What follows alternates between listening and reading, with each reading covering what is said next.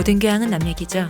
안 물어봐도 알려주는 남 얘기 아날람 192회 방송 2부 시작하겠습니다. 문쌤님, 안녕하세요. 이동규 대표님, 안녕하십니까. 안녕하세요. 쇼십니다. 저 어제가 AS를 잠깐 시작하려다가 그쵸. 본방이 돼버려서 저희가 후원 얘기를 뺐어요. 아, 그러네요. 어쩐지 뭔가 저렇게 아쉬워할 수가. 복권 얘기만 하고. 그래서 그냥 여기에 얘기 나온 김에 내 또 까먹을까봐 어, 시작하자마자 바로 후원 얘기를 하는 거예요. 우리 게스트 참 잘 모신 것 같아요. 네. 저희는 후원을 받고 있습니다. 그렇습니다. 유튜브 네, 구독, 후원, 좋아요, 좋아요. 청취, 네. 눌러주시고 알람 설정도 감사합니다. 해주시고요. 그 제가 사실은 저는 업로드 전에 모니터링을 열심히 하다 보니까 그리고 마지막 최종 업로드니까 업로드했을 때는 정작 업로드된 판본은 잘 안 들어요.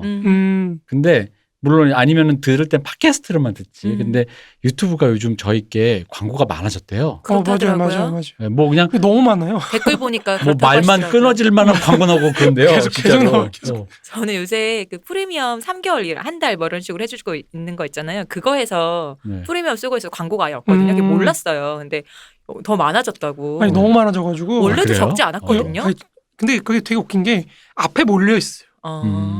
아마 거기까지만 들으시는 게 아닌가. 아 AI로 하니까. 네.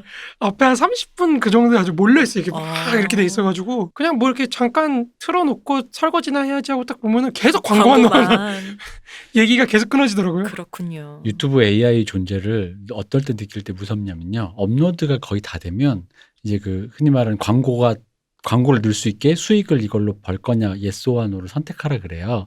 당연히 나는 수익을 벌어야지 하고 이제 예스를 하면 한 문항이 떠요. 뭐 이렇게 뭐 음란, 뭐 폭력, 혐오 뭐 이런 컨텐츠가 있습니까? 그럼 다 없죠.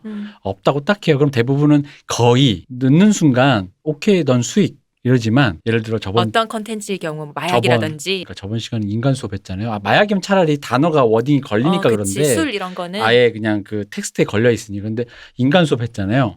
인간 수업 우리 내 영화 보고 인간 수업에 대해 얘기하자 했는데 난 없다. 딱 했더니 갑자기 검토 중 하면서 오. 굉장히 꽤 오래 걸리는 거 한 2, 30분 넘게 걸렸어요. 들어보는 건가? 그러니까 스캔을 하나 봐요. 그러니까 AI가 들어보고 어. 판단을 이렇게 하는 뭐 건가요? 쌉소리 안 사람이 한다. 듣는 거 아니야? 그랬더니 어쨌든 그거 무섭다. 딱 그러니까 그럴 때 그 어떤 그 뭔가 초월적인 존재의 힘을 느끼면서 뭔가 약간 이렇게 구글신 있잖아요. 그러네요. 음. 그리고 네. 광고 위치도 사실 저희 선정도 가능하다면서 근데 저희는 따로 선정하지 않고 그냥 올리면 알아서 광고가 위치가 그런 거예요? 올라가는 거거든요. 근데 왜 이렇게 앞에 몰려있지? 그러니까 제가 맞는 것 같아요. 앞에까지 그런가 봐요. 들으시는 거. 그것도 그런데 중간에 하다가 말 중간에 들어가는 게 아니고 우리가 말 중간에 말가 맞아요, 뜬다든지 맞아요. 이제 우리 앞에 얘기하고 본론 들어갈 때 그때 들어간다든지 맞아요. 이런 식으로 알아서 들어가는 거거든요. 그게 알아서 들어가는 거였어요. 네. 알아서 들어갑니다. 무섭다. 신기하죠. 저는 이 얘기만 들어도 너무 근데 신기했거든요. 그게 무섭다. 아주 정확하진 않아도 예를 들어 대가. 어느 정도의 패러그раф이 끝났다라는 걸 인지를 하고 그러니까. 넣더라고요. 혹은 신기하죠. 궁금증을 유발하게 그럼 이제 뭐냐면 하면 막 들어가 있고 그래요. 근데 안 하려면 이렇게 많은 걸로 봐서 다 이렇게 오인을 해서 다 넣는 거 아닐까요? 이 말하는 거 보니까 이건가 봐요. 다 넣는 거 아니에요? 그래가지고 이게 광고가 많아졌다는 말에 전 사실 저희 방송이 그게 광고가 많을 방송이 아니라고 늘 생각하니까 누가 1시간 반짜리를 그런 생각이 드는데 그 얘기 말씀을 최근에 듣고 그래? 이 광고가 뭐가 그렇게 인간 수업 하나 올리는데도 검토 중 이런 것 때문에 덜덜덜 떨고 있었는데 전에도 광고가 많다고 하셨는데 어떻게 보면은 저희가 컨텐츠가 길잖아요. 다른 유튜브 그런 거에 그렇죠. 비해서 보통 1시간이 넘으니까 그 상대적인 길이에 비하면 당연히 좀 더 들어가겠다는 생각은 하거든요. 근데 굉장히 많습니다. 아 그렇군요. 그러니까요. 몰랐어요. 조금만. 그러니까 어. 제가 심지어 약간 저도 프리미엄으로 바꿀까 생각했을 정도로 계속 저는 유튜브로는 아예 안 들어갔고 계속 이게 거의. 되니까. 아날람을 듣기 위해서 프리미엄을 바꾸는 거 보면 우리 유튜브의 굉장한 효자 아닌가요? 그렇네. 그러니까요. 그리고 제가 이 대표님 말씀이 맞다는 걸 깨달았습니다. 어떤가요? 뭐냐면 뿌락치들이 듣는다. 네. 그럼 맞는 것 같습니다. 왜냐면 그 저번에 점을 찍으라고 하셨잖아요, 대표님이. 그러니까 실제로 점을 찍으시더라고요. 그 점은 프락치분 아니에요. 아니고 제가 찾았습니다. 있었어요. 아이디가 푸틴 친구였습니다. 이게 푸틴이 듣고 있는 거다 이거. 내가 느꼈습니다. 역시 이거 이름 찾아보면 뭐 마자이스키야 뭐 이런 거지 않을까. 그러니까 무슨 스키 붙으신 분이 아닐까. 점만 찍으시는 분들은 우리 마르크스 쭉 듣고 계신데 그렇죠. 따로 댓글은 달지 않는 그런 분들이에요. 제가 주시하고 있습니다. 푸틴 친구분. 이 뭔가 시그널을 나한테 보낸 겁니다. 푸틴이. 저희 느낌을 받았어요. 룹을 받습니다. 네. 느낌 받았습니다. 루블. 어. 참 실하다 루블. 네, 르블도 받고 있습니다. 루블도 받나요? 아, 그럼요. 그 대신 현금으로 주셔야 됩니다. 유로화로 해야 되는 거 아닙니까? 그건 제가 알아서 환전할 테니까. 아, 그래. 네. 네. 뭐든 주시면 좋습니다. 요즘 네. 루블화 많이 떨어졌습니다. 뭐 어쩔 수 없죠. 없는 것보다 낫죠. 아, 그렇죠. 네. 뭐든 좋습니다. 그렇습니다. 네. 어쨌든 광고가 많다고 해서 잠깐 저도 들어봤는데 이게 광고라는 건 자기 관심사가 나오는 거죠. 그러니까 다 다른 그래요? 거잖아요. 그럼 그죠? 모르- 그래요? 모르겠어요. 몰라요, 저도. 그러니까 예를 들어 책 많이 보는 사람은 책 관련된 게 나오고 음악 하시는 분은 음악 관련된 광고가 나오는 거고. 광고는 다른 게 나오겠다. 아, 그래요? 그렇죠. 네네. 광고는 다른 게 나오죠. 광고도 맞춰서 맞춤형으로 나오니까. 아, 그래요? 네, 맞춤형으로 나와요. 그럼 탈모 방송이 나오면 뭐 그런 슬픈 일인가요? 그 자기가 탈모 관련 컨텐츠를 많이 그러니까 받거나 그 그런 슬픈- 거겠죠. 슬픈 과거가 드러나는 거예요? 그렇죠. 아, 이거 참. 당당하지 못해. 뭐 어때서? 뭐 그렇더라고요. 이 유튜브 굉장히 무례한데요? 근데 무서운 건 요즘에 제 친구가 안드로이드를 쓰는데 얘가 검색을 한 적이 없어요. 근데 나랑 얘기를 하면서 그 얘기를 뭐 어떤 특정 키워드 얘기를 했는데 그 다음에 핸드폰을 켰더니 그 관련된 컨텐츠와 광고가 거기에 몰려 있더라고요. 아, 그러니까 저도 이걸 얘기는 느- 저도 예. 들었어요. 듣고 있나 봐. 저도 이걸 느끼는 게 그 집에서 기가진이라고 이렇게 네. 뭐 해주는 그런 거 있잖아요. 네네. 근데 제가 막 집에서 얘기하고 있으면은 갑자기 그 키워드로 검색어가 떠요. 그 얘기를 듣고 그러니까. 반응을 해요. 얘가. 음. 그런 거 보면은 이게 어디서 농담으로 이렇게 감시하는 거 아니냐 뭐 이렇게 왜 얘기하는데 왜 그런 그 사진이 있었잖아요. 이제 한 3명인가가 귀에 붙어갖고 왜 안에 문 안에서 무슨 소리 하나 붙어 있는 그거에 한 명씩 단 구글, 뭐 페이스북, 인스타그램 이런 식으로 이제 달아서 그러니까 왜냐면 광고가 그런 식으로 계속 뜨니까 말씀처럼 한 번도 검색 안 하고 대화만 했는데도 그게 또 뜨더라라는 얘기 저희 전에부터 한번 들었거든요. 네네네. 이게 조지 오웰의 그 1984년 그렇죠. 그거 아닙니까? 전체주의 이거 뭐 굉장히 부드러운 전체주의 아닙니까? 전체주의이기도 하지만 자 바로 여기서 스무스하게 넘어가는 게 보면 오늘 바로 얘기할 여기서 제가 그 질문을 할 때가 되었다. 갑자기 전체주의에서 이걸로 넘어가는 겁니까? 왜냐면 오늘 말씀하실 게 이제 공화정의 마지막에 사회적 공화정 아닙니까? 그렇죠. 근데 그 전에 민주적 공화정의 마지막 부분을 네. 저번에 조금 하고, 못했죠. 네. 예. 사회적 공화정을 얘기하다 보면 이제 아마 들으시는 분들은 어디서 기시감이 드실 거예요. 좋은 얘기인데 이것의 현실 그 버전이 옛날 망한 소비에트 연방의 고로 서기장 동무 이거 약간 이거 있잖아요. 이 느낌이 생각나면서 이제 제가 왜 조지오웰 1984 전체주의랑 비슷한 그러니까 이게 결국은 그런 전체주의로도 오인될 수 있는 어떤 지점에서의 그러니까 인간을 어떻게 관리하느냐. 뭐 인간의 그렇죠. 욕망을 통제할 수 있느냐라는 부분까지 넘어가는데 이게 무슨 뜬구름 잡는 소리냐 들어보시면 합니다. 지금 우리 이제 이 스튜디오 안에 저 시계가 원래 시계가 아닌 거죠, 사실은. 용도가 그렇죠. 시계뿐은 그렇죠. 아닌 뭐 그렇죠. 이런 거. 뭐 이제 저기 그래서 이렇게 열면은 이렇게 그쵸. 듣고 있고. 네. 그리고 되게 어쨌든 그 얘기까지 흘러갈 수 있는 얘기여서 네. 일단은 뭐 그 옛날에 소련에서 그래서 길거리에서 많이 얘기했다고 하더라고요. 사 사람들 모여 있는 시장이나 네네. 길거리에서 1984에 딱 나오잖아요. 거기도 그런 장면이. 맞아요. 광장에 모여서 사람 너무 많으니까 그런 얼굴을 식으로. 보지 않고 그 옆에서 앞을 보고 서로의 앞을 보고 말하는 뭐 어떤 장면이 나오잖아요. 근데 이제 이렇게 아까 제가 사석에서 또 이 대표님하고 대화를 했지만 제가 듣고 느꼈습니다. 역시 약간 사람들의 어떤 소련에 대한 인식에는 조금 오류가 있다. 오해가 있다. 이 전체주의 사회에 대한 너무 오해가 커요. 좀 큰 것 같다. 그러니까 한국에서 사실이란 말 안 쓰려고 그러는데 계속 쓰게 되네요. 아무튼 한국에서도 그렇고 옛날에 뭐 미국인이 그랬잖아요. 조선이 500년 동안 공산주의를 했다. 뭐 이런 것도 그런 그렇고. 나라였죠.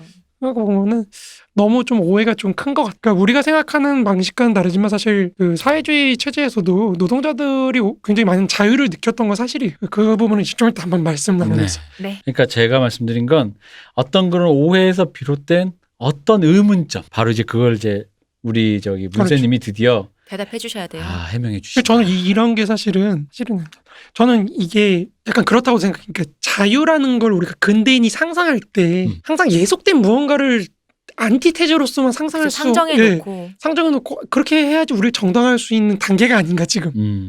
그러니까 우리도 북조선이라는 게 없으면 사실 자유민주주의를 상상을 못하는 그런 게 아닌가. 토착 외국가 없으면 민주당이 없는 갑자기 약간 그런 느낌을 좀 많이 그 미국 그러니까 옛날에 노예제나 이런 거 연구한 서적들을 보면은 노예제 사회에서 자유인들이 느끼는 자유라는 거는 노예가 아닌 거라는 그런 연구를 보고 제가 그런 거라고 했던 지점이 있는데 그거를 조금만 틀을 바꾸면 약간 다른 사회에 대한 네. 우리보다 조금 민주적이지 않다고 생각하는 사회에 대한 어떤 그런 단순화 그런 거를 전제로 해야지 우리가 자유롭다는 걸 인지할 수밖에 없는 게 이런 어떤 자본주의 사회에서의 자유가 아닐까 그런 생각이 좀 든다는 거죠. 그 숨 쉬는 공기가 느껴지려면 물속에 들어가 봐야 되는 것처럼 그렇죠. 그런 안티테제가 없으면은 내가 지금 갖고 있는 태제를 정확하게 알 수가 없는 거죠. 근데 이제 문세님 말씀은 그게 안티가 아닐 수 있는데 그쵸. 우리는 일단 그걸 맞아요. 안티로 생각을 해야 그렇죠. 그렇죠. 나의 소중함을 이제 부각시키기 나에게 위해서. 사실 아가미가 있었어. 뭐 왜냐면 이런 그쪽도 느낌이랄까? 그쪽 나름대로 또 이쪽을 안티테지 그쵸. 삼아서 자기를 인식하다 그쵸. 보니까 그러니까 이게 서로에 대한 어떤 기억이나 정체성을 형성하는 데 있어서 오해를 낳고 맞아요. 갈등으로 이어지게 하는 그런 상대를 더 부풀리게 되기도 그렇죠. 하고. 그런 걸로 좀 작용하는 것 같아서 그러니까 남과 북은 친구라니까 토착외구와 저기 그 북조선은 우리 친구예요. 빨갱이와 그런 게 그러니까 이게 좀 그렇습니다. 아무튼 뭐 가보죠. 가보시죠. 자, 이 얘기가 무슨 소리냐? 자, 이제 설명해 주십니다.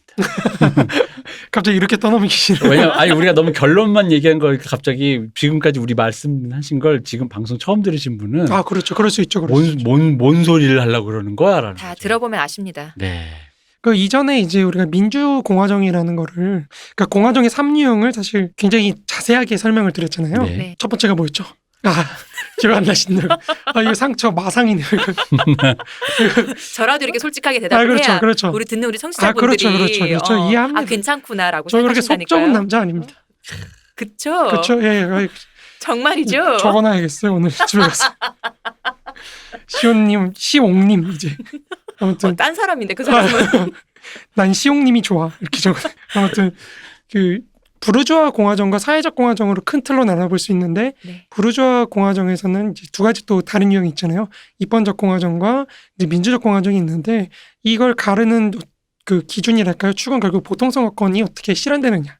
보통선거권의 실현으로 이제 뭐 언론 집회 결사의 자유 뭐 이런 걸 우리가 제가 드렸고요. 이제 그런 걸 통해서 민주적 공화정까지는 왔어요. 네. 그래서 민주적 공화정을 갖고 어떻게 이거 노동자 정당이나 이런 거를 건설을 해서 소위 말해 노동자 세력을 조직화할 것인가 이걸 가장 큰 문제로 삼고 있는 거죠. 근데 이제 그 민주적 공화정은 지금 우리가 생각하는 민주적 공화정은 아닌 거죠. 그렇죠. 네, 완벽하게 똑같은 건 아닌 거잖아요. 뭐 다르다고 그러니까 완전히 똑같다고 할 수도 있어요. 지금 우리 대의제도 자유민주주의도 포함되는 거니까요. 그러니까 이게 좀 개념적으로 좀 어려운 건데 민주적 공화정이라고 했을 때 그럼 사회주의나 뭐 자유민주주의나 뭐 이런 여러 가지 틀들이 있잖아요. 네. 그러니까 여기서 사실은 나누는 기준이라는 거는 민주적 공화정까지는 아직은 근대 사회가 갖고 있는 어떤 이분법, 그러니까 정치 사회와 시민 사회를 나누는 이런 여러 가지 기준점이라든지 이런 게 계속 통용되는 거고 여기서 사회적 공화정으로 넘어가는 이 토대 자체가 바뀌는 거예요. 경제적 토대 자체가. 그러니까 민주적 공화정도 뭐 지금 우리가 살고 있는 것도 민주적 공화정인 거죠. 일종의. 그럼 이제 이 민주적 공화정에서 마지막으로 그러면 이 민주적 공화정 어떤 사회적 공화정 넘어가는 걸 가로막는 그 최후의 보루는 결국에는 관료제라는 겁니다. 그러니까 엥게스가 이미 가족, 사회재산, 국가의 기원 같은 곳에서 굉장히 민주적 공화정을 긍정적으로 평가하고 나름대로 그 사적 소유권이라는 걸 정치적 영역에서는 폐지한 형태. 그러니까 우리가 내가 돈이 없다 그래서 사실 투표권이 없는 건 아니잖아요. 네, 그렇죠. 그러니까 그런 것처럼 이미 정치적으로는 어느 정도 사적 소유권을 폐지한 형태라는 거죠. 그런 면에서 이 국가가 어떤 특정한 계급에게 속박된 것이 아니라 모든 계급을 초월해서 존재하는 그런 형태로 보편적인 형태로 나타난다는 거. 그런 맥락에서 정치사회와 시민사회 분리가 완성된 형태다. 뭐 이제 이런 얘기를 하는 거거든요. 이제 이런 식으로 어떤 법적 제한이랄까요? 이런 걸 철폐를 해버리니까 프롤레타리아트하고 부르주아지 계급투쟁이라는 게 정말 끝까지 갈 수 있는 그런 공간을 제공해주고 있다는 거죠. 그래서 이제 민주적 공화정이 언론 집회, 정치 클럽, 뭐 결사의 자유 뭐 이런 거에 기초해서 조직된 어떤 노동자 계급을 부르주아와 최후의 결전을 위해서 투입할 수 있는, 이용할 수 있는 그런 굉장히 완성태랄까요? 이런 최후의 단계가 되는 겁니다. 그렇지만 이게 아직 부르주아 공화정일 수밖에 없는 거는 결국에는 근대 국가가 갖고 있는 관료제와 그 관료제가 지탱하고 있는 부르주아 사회라는 게 존재하고 있기 때문이라는 거죠. 이 관료제가 존재하는 상황에서 우리가 지난 시간에 프랑스 정치사를 보면서 봤듯이 결국 관료제가 자기 기반을 재창출하기 위해서 움직이다 보면은 부르주아 사회를 뒷받침하게 되는 거죠. 그것의 재생산을 이끌어갈 수밖에 없는 그런 담보 역할을 하기 때문에 이 관료제를 냅두는 순간에는 분업체계라는 게 다시 작동할 수밖에 없고 그 분업체계에 의해서 부르주아 사회가 다시 기능할 수밖에 없는 이런 상황이 초래가 되는 겁니다. 그렇죠. 왜냐하면 기재부가 그렇다고 다짜고짜 삼성을 해체할 수는 없잖아요. 그렇죠, 그렇죠. 네. 그러니까 그러다 보니까 이 근대 국가의 기능을 회복하기 위해서 아무리 무장한 프롤레타리아트가 있다고 한들 결국 이들의 무장도 해제가 되고 뭐 다 뺏기는 정치적 권력 뭐 이런 것도 박탈당하는 거거든요. 네. 이제 이런 상황이 사실 19세기에는 마르크스가 뭐 저번에 어제 말씀드렸다시피 프롤레타리아트라는 생산자들이 배제된 상태, 이게 굉장히 일반화된 단계로 보았던 거죠. 그래서 이걸 어떻게 보통선거권을 통해서 끄집어내릴 것인가, 이런 걸 고민했던 게 지금 마르크스의 고민이고요. 근데 어떤 자본이라는 거는 이 관료제를 어떤 미국식으로, 우리 미국은 이제 머신이라 그래서 베버도 되게 긍정적으로 평가하는데, 이제 소위 말해 관건 선거잖아요. 미국은 얼마나 돈을 모아서 후원금을 모아서 로비를 하니까. 그렇죠. 로비스트들이 그러니까 이런 식으로 이미 옛날부터 굴러갔기 때문에 여기는 그런 식으로 자본이 관료라든지 정치인이라든지 이런 사람들이 직접 매수를 해서 장악할 수도 있지만, 우리가 여태까지 계속 논의를 했듯이 근대적 관료제 자체가 자신의 어떤 경제적 토대를 그 세금이나 이런 것들을 재원을 그 자본으로 삼아서 근대 사회의 시장 경제의 어떤 탄력적인 네. 그런 운용이나 변화나 이런 거에 적응을 하면서 거기에 맞춰서 운동하는 거거든요. 그러다 보니까 이제 기본적으로 나타날 때부터 자본의 종속된 형태로 나타날 수밖에 없고 그거에 맞춰서 기능을 할 수밖에 없다는 점. 이제 그거를 말씀드렸던 거죠. 네. 그러니까 이 말을 들으면 조금 과격하게 들을 수 있지만 왜 뭐 마치 옛날 전 문민정부 때부터 보아왔던 거지만 문민정부 군사정권이 끝나고 문민정부 때마다 대통령이 들어설 때마다 김영삼, 김대중 뭐 다 대통령 들어설 때마다 지난 보수 정권은 좀 빼고요. 노동자의 편을 들어줄 줄 알았더니 왜 삼성 회장과 만나고 그렇게 회동하고 웃고 떠드냐라는 그렇죠, 그렇죠. 부분이라는 게 사실 이 부분에 해당되는 그렇죠, 거잖아요. 그렇죠, 그렇죠. 그러니까 이게 제가 옛날에도 말씀드렸는데 노조한테 돈을 받아서 구속된 정치인은 그래 없어요. 그렇죠. 항상 기업이나 자본에 이렇게 움직이는 거지. 네. 근데 또 그렇다 그래서 또 노동자도 조합이 뭐 이렇게 뇌물을 줘야 된다 뭐 이런 얘기를 하는 건 아닙니다. 구조적으로 약간 그런 차원이 될 수밖에 없다는 거죠. 이거는 뭐 국가 자본가들이 나빠서 이게 아니고 이제 세계 시장의 어떤 구조가 그렇게 굴러갈 수밖에 없는 강제하는 측면이 있다는 걸 말씀드리는 겁니다. 예, 왜냐하면 그럴 수도 있는 게 뭐 우리나라 산업 구조를 만약에 본다면 삼성이라는 게 단순히 일개 기업이 아니잖아요. 그렇죠. 국가의 어떤 그 굉장히 큰 기관을 차지하고 있다 보니까 사실상 산유국가죠. 우리는 그 네. 반도체 산유국이죠. 그죠. 그거의 기관에서 이제 어쨌든 그 근거에서 뭔가 개인이 위정자가 뭐 만남을 주선하던 뭐가 됐든 정책을 위반하던 그런 식으로 사고할 수밖에 없는 부분이다 보니까 맞습니다. 이제 그런 상황에서 어떻게 보면 삼성 회장을 대통령으로 기껏 문민정부랍시고 당선시켜놨더니 삼성 회장을 만나고 있는 게 프롤레타리아트에게는 굉장한 어떤 소외감? 배신으로 느낄 수 그렇죠. 뭐 배신, 그럴 수도 크게는 배신이고 소외감을 느낄 수 있는데 바로 지금 우리가 많이 목격했던 부분들이 바로 지금 이 부분을 말씀하시는 거예요. 맞습니다. 예. 그러니까 옛날에 루즈벨트가, 저는 루즈벨트를 좋아하거든요. 그러니까 우리 지금 문재인 정부도 뭐 뉴딜, 네. 그린 뉴딜 같은 거 얘기를 하잖아요. 근데 약간 이 정도의 패기는 보여줘야 된다고 생각을 하는데 루즈벨트가 이제 젊었을 때부터 약간 좀 좌파적인 진보적인 그런 게 있다 보니까 이 재벌들이 되게 많이 공격을 했거든요. 네. 근데 어쨌든 대통령이 당선이 됐잖아요. 이 재벌들끼리 이제 일화예요. 이게 하나 일화인데 이제 모여서 이제 토론하는 거죠. 제가 당선됐으니까 우리 쟤랑 좀 협상을 해보자.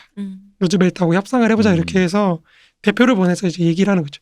당신이 이제 대통령 됐으니까 뭐 이런 좀 협상을 해야 되지 않겠냐. 루즈벨트가 한 말이 저한테 굉장히 감명 깊었습니다. 이게 문제라. 너는 일개 기업가고 나는 이 나라 대통령인데 지금 네가 다 하고 쇼당을 치려고 그래. 쇼당이란 말. 쇼부? 네가 다 하고 지금 단판을 지으려고 단판을 그래? 지으려고 그래? 이게 문제라고. 우린 급이 다른데. 가서 기다리라고. 너 어떻게 될지 내가 보여주겠다. 그러게요. 패기가 역시. 이러니까 보나파르티즘이라는 겁니다. 네. 이들이. 하지만 마음에 드는 걸요. 아 그렇죠. 저 뭐 혁명을 이룰 수 없다면 이런 거라도 그거를 우리 문민 대통령께서 집권 초기에 아주 이런 식으로 시원하게 여러 개 하셨어요. 아 그렇죠. 맛있게. 여러 개 네. 청문회도 딱 하고 네.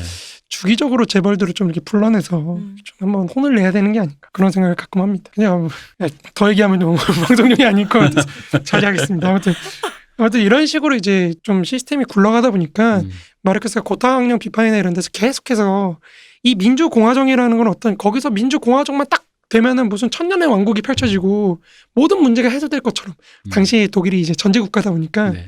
황제 국가다 보니까 민주공화정이 들어는 모든 게 해결될 것처럼 믿는 너네 진짜 이상한 애들이야 라고 계속해서 비판을 하거든요. 그런 그 미신을 믿지 말라고 이런 식으로 비판을 많이 하거든요. 그렇죠. 왜냐면 내가 대통령이 돼도 삼성이 미워도 어쨌든 삼성으로 그렇죠, 도출되는 그렇죠. 거기 때문에 삼성과 뭘 해야 되는 건 맞잖아요. 맞습니다. 얘를 쪼갤 수는 없잖아요. 그렇죠. 그래서 어쨌든 간에 그 부르주아의 이해, 어차피 민주적인 공화정이 달성됐다 해도 근본적으로는 부르주아의 이해에 걸려있다라는 말은 바로 이런 겁니다. 그렇죠. 우리가 아무리 1인 1투표 보통 선거를 달성한다고 해도 내가 삼성 직원이 아님에도 불구하고 이 나라의 경제 구조가 그런 식으로 되어 있고 그렇다면 그렇죠. 우리가 뽑은 사람이 이 사회 구조가 그런 삼성 부르주아적인 그 경제 구조에 편입되어 있는 어느 정도 종속되어 있는 그렇죠. 부분들이 있기 때문이다라는 거를 이렇게 상상하시고 들으시면 좋을 것 같아요.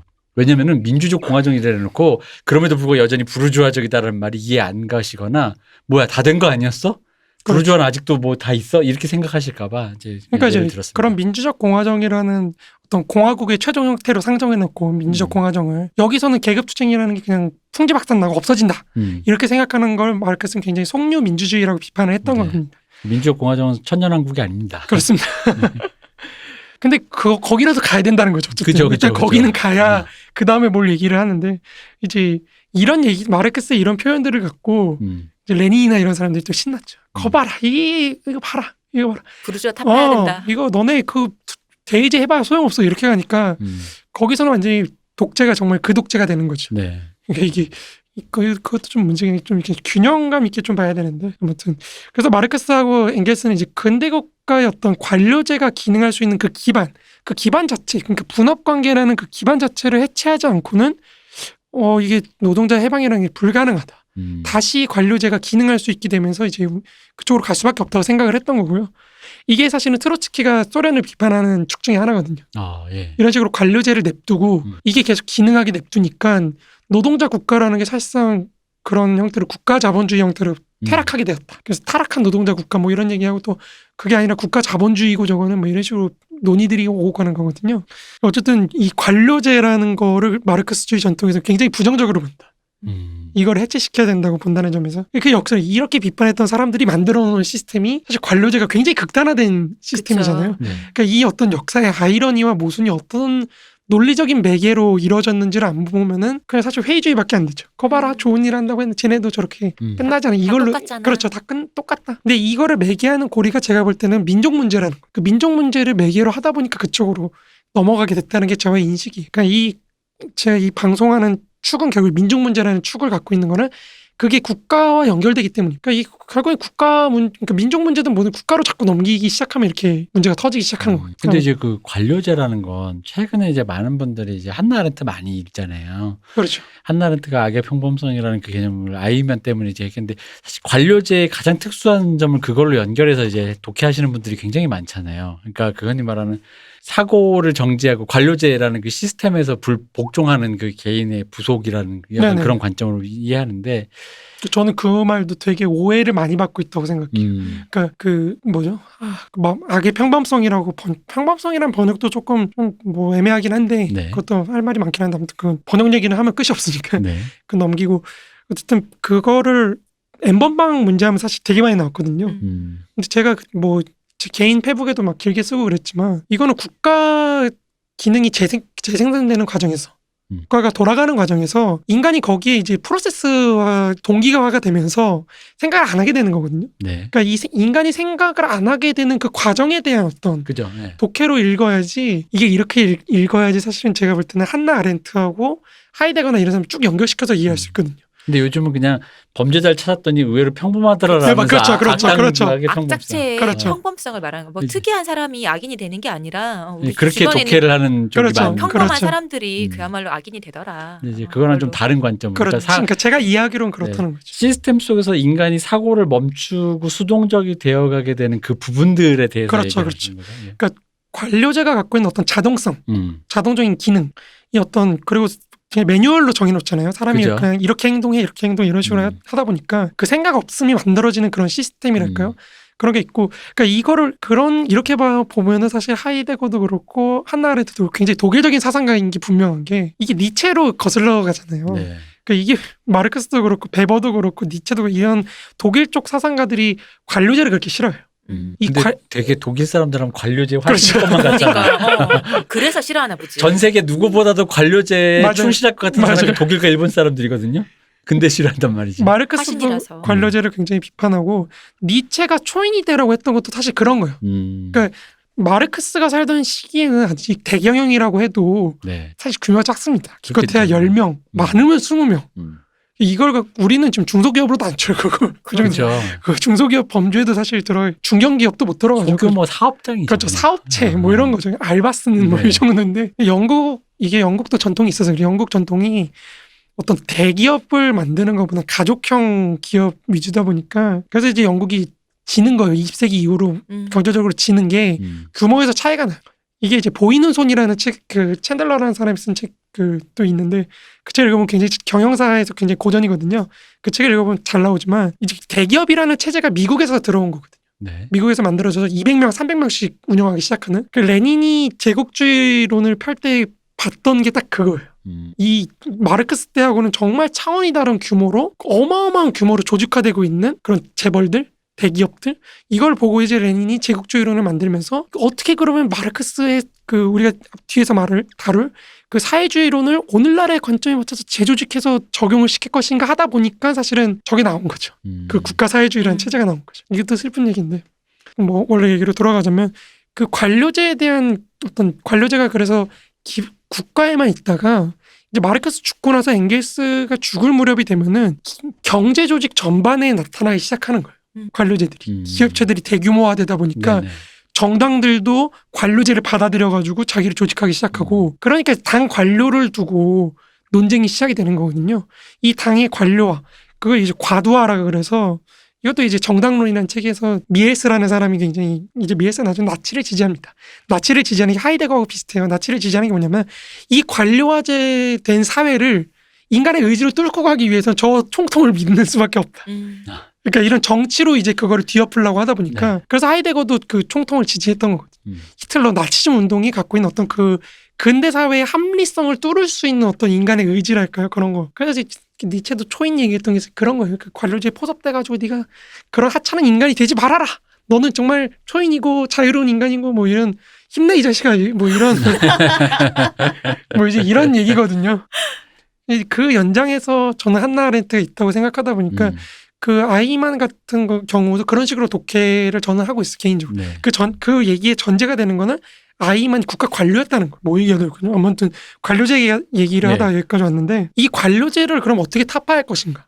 이게 마르크스 엥겔스한테는 가장 큰 문제의식 중에 하나가 된다는 거죠. 그거를 분업관계로 인식을 한다는 거. 분업관계로 인식을 해야 그 분업을 폐지함으로써 국가도 폐지할 수 있다. 그러니까 이런 식으로 이해를 했던 거죠. 이 사람들은.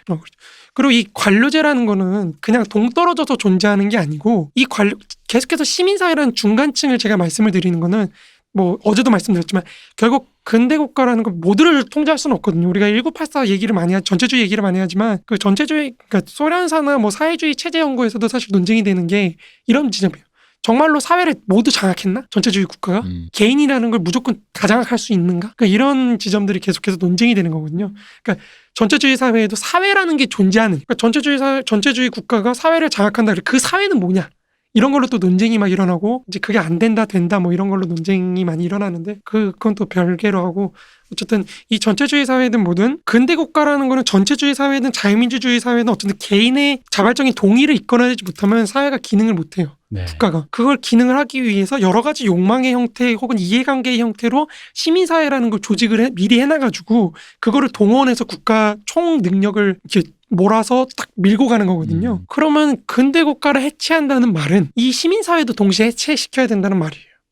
여러 가지 이해관계 형태로 미리 조직되어 있는 이 시민사회가 서로 대립하는 것처럼 보이지만 사실 상호 의존 관계이기 때문에 이 한쪽을 없으면 다른 한쪽도 폐기시킨다는 그런 맥락이거든요. 국가와 함께 상호 의존하고 있다는 얘기잖아요. 그렇죠. 그래서 그러니까 이게 궁금한 게 물론 두 개 다 있겠지만 그래도 혹시나 들으시는 분들 헷갈릴까 봐 한번 짚어보자면 목표 자체는 국가의 해체잖아요. 그렇죠. 그러니까 국가의 해체인데 국가를 지탱하는 시스템의 그 핵심 코어로서 관료제가 존재하기 때문에 관료제를 타파하자라는 것이 일단 먼저고 그렇죠. 그럼에도 불구하고 또 관료제 자체의 문제라는 것도 또 인지를 하는 거죠. 이 사람들이. 관료제 인지하고 자체의 있는 문제. 뭐 예를 들어 그러니까 관료제가 갖고 있는 그 자체의 문제점? 그렇죠. 그런 것도 네. 있는 거죠. 그러니까 예를 들면 그런 게 어떤 것들이 있을까요? 예를 들어 저번에 말씀드린 금리 같은 국채 같은 거 네. 그런 걸로 계속해서 관료제가 사회를 착취하는 경향이 굉장히 강하다. 음. 그리고 이 관료제 자체도 사실은 어쨌든 자기 기능을 위해서 시민사회를 계속해서 창출해 갈 수밖에 없거든요. 네. 그 창출해 가는 과정에서 거기에 못 들어가는 배제시키는 사람들이 계속 나타나고 아.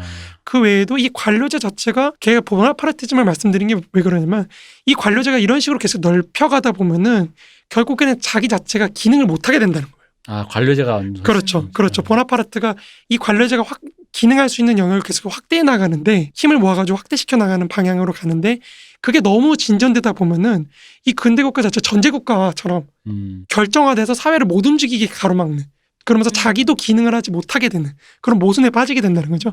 그래서 마르크스가 보나파르티즘을 국가의 최종적인 형태라고 최종적인 지배 형태라고 말했던 거예요. 그래서 저거를 무너뜨리면 이제 사회주의가 된다. 이렇게 얘기를 했던 거고요. 그게 참 어려운 게 사실 관료제의 그런 기능은 말씀하신 건 부정적일 수도 있지만 자기 보호 기능도 있는 거잖아요. 그 사회와 그렇죠. 자기 스스로 자기 관료제 그렇죠. 본인도 그렇죠. 그 사회를 그 국채나 금리도 그런 거잖아요. 그렇죠. 그렇죠. 어쨌든 왜 이런 느낌이죠. 만약 관료제가 생물이라면 인격을 가진 생물 이러면 나만 좋자고 하는 건 아니야라는 말을 한다라는 거죠. 맞습니다. 네. 그러니까 그런 기능이 있기 때문에 관료제의 지배가 합리화되는 거예요. 네네. 정당하게 우리한테 받아들여지는 거거든요. 국가는 우리가 사실 세계공황을 다루면서도 말씀드렸지만 위기 상황에 나의 목숨줄을 쥐고 있는 건 국가예요. 네. 거기에 의존하는 수밖에 없거든요. 그러니까 이 기능을 갖고 있다는 것 자체 거기서 국가의 어떤 지배가 합리화되는 측면이 있기 때문에 그러면 이 토대 자체를 아예 파내버리자는 거죠. 그러면 더 이상 국가가 그런 기능을 하지 않게 되는 상황이 펼쳐지면은 이 지배도 자연스럽게 해소가 되겠죠. 그래서 엥겔스는 국가가 이제 점점 쇠락한다고 얘기를 하는 거예요. 네. 물론 혁명을 일으킨 다음에는 뭐 기능이 남아있겠죠. 그런 기능을 해야 되니까. 그렇지만 이게 프롤레타리아 독재라는 기간을 상정하는 것도 그런 맥락이에요. 그 독재라는 기간을 상정을 해놓고 그 기간 동안에 국가의 어떤 분업 능력을 다 뺏어버려야 되는 거예요. 그래야 이제 그 다음에 사회주의를 할 수 있다. 이렇게 되는 거거든요. 자, 여기서 약간 헷갈릴 수 있는 게 보통 이렇게 얘기하면 제가 어렸을 때 제가 헷갈렸던 예. 지점만 이제 말씀드려보자면 그래서 내가 사회주의를 했어. 그래도 사회는 굴려야 되잖아요. 그렇죠. 그러니까 다 또 다른 이름의 관료 뭐 시스템이라는 게 필요하다는 거죠. 그럼 결국 관료제는 또 나타나는 거 아니야? 라는 지점. 그렇기 때문에 말씀하신 것처럼 프롤레타리아트가 또 다른 민족이 되어서 국가라는 그 경계를 허물고 국가 전체 세계 시민이라는 차원에서의 축으로서를 왜냐하면 지금 말씀하신 국가 일개 국가로서의 관료제는 다른 국가라는 것과의 관계 속에서 이 자기 국가를 경영하다 보니 관료제의 그 자기 모순이 나오는 건데 이걸 세계 단위로 가면 그나마 좀 나아진다 이렇게 봐야 되는 건가요? 그렇다기보다는요. 이걸 원래 프롤레타리아 독재 다루면서 파리코민 다루면서 말씀드릴 거긴 한데 네. 그러니까 결국에는 사회적인 이동성을 굉장히 극단화시킨다고 생각하시면 될 것 같아요. 그러니까 모든 사람들이 그러니까 이게 결국에는 마르크스 엥겔스가 생각하는 미래 사회라는 게 뭔지부터 일단 말씀을 드려야 되는데 예, 그러니까요. 그러니까 제가 그걸 맨 뒤에 놔둬가지고 지금 약간 혼란이 온 것 같은데 왜냐면 여기까지만 항상 듣다가 말아요. 대부분 공부하는 친구들이. 그러다 보니까 항상 여기서 항상 막히는 거예요. 1 더하기 1은 2 뭐 이런 느낌처럼. 아니 그 사회주의가 와도 어쨌든 관료는 필요하잖아. 그럴 수 있죠. 근데 그럼 관료제 이것도 어떻게 할 거야? 관료제를 없애고 관료제를 세운다는 얘기야? 뭐 이렇게 이제 헷갈리는 거예요. 그렇죠. 지금 사는 체제만 달라지는 것뿐, 그러니까 겉껍질만 달라지는 거 아니야라는 생각이 드니까요. 그러니까 마르크스가 생각하는 사회주의라는 거는 결국엔 모든 사람이 생산자가 되는 거예요. 네. 그러니까 이 말이 뭐죠? 모든 사람이 프롤레타리아트처럼 되는 거예요. 그러니까 지금은 우리가 분업 관계에 따라서 저 같은 사람은 사실 생산적인 노동을 안 하거든요. 육체 노동을 안 하잖아요. 네. 근데 이게 모든 사람이 다 일을 해야 되는 상황으로 가야 되는. 그러니까 내가 나의 생활의 재생산을 위한 조건들을 내 노동을 통해서 장악한다는 거예요. 그렇게 되면은 이 문제가 해소가 될 수 있다고 마르크스는 보는 거죠. 무슨 말이냐면 나는 지금 현대 기계제 대공업이라는 거는 나 개인이 생산 수단을 장악해서 굴릴 수는 없어요. 이걸 굴리기 위해서 협동 노동을 해야 되는 거거든요. 네. 그러니까 그런 의미에서 사회적 소유를 해야 된다는 거죠. 공동 소유를 해야 된다는 거고 그렇지만 마르크스가 생각할 때 가장 자유로운 개인이라는 거는 내가 내 생산 수단을 갖고 있는 사람인 거예요. 그럼 나는 내가 그러니까 집단적으로 생산할 수밖에 없는 대량 생산을 할 수밖에 없는 영역들 이 영역들에 있어서는 공동 소유를 해놓고 생산 수단에 공유를 해놓고 거기에서 공동으로 노동을 해서 내 생산 수단을 가져가는 형태 그걸 이제 개인적 소유라 그러는 거거든요. 마르크스는 네. 내가 가져가고 그 외의 것들은 내가 내 생산 수단을 갖고 내가 원하는 걸 하는 거예요. 내 욕망을 내 맘대로 쓰는 거죠. 그러면 사실 욕망의 통제라는 지점이 사라지는 거예요. 그거는 자기가 통제하는 거예요. 내가 내 욕망을 통제하는 방향으로 간다는 거죠. 좀 이해가 되시나요? 그러니까 그 정도 단계가 되려면 진짜 미래 사회가 되지 않는 한 왜냐하면 예를 들어 방금 공동 소유한 단계의 노동이라는 게 지금 정도 수준 있잖아요. 예를 들어 생수를 만들어야 돼. 비누도 만들어야 돼. 수준이면 그러니까 사람의 노동력을 좀 많이 써서 네네. 좀 기술 수준이 떨어져가지고 자동화가 완전히 이루어지지 않은 단계에서 비누도 만들어야 되고 칫솔도 생수도 만들어야 된다고 하면 말씀하신 것처럼 그건 그거대로 하고 내 개인의 영역이라는 거는 사실 주경량 똑같은 소리가거든요. 피곤해 죽겠는데 밤 9시에 도착했는데 여기서부터 내가 또 뭐 하고 싶은 걸 또 마르크스를 읽고 아날람을 듣자니 이게 좀 요원한 일이요라는 느낌처럼 들린다는 거죠. 그렇죠.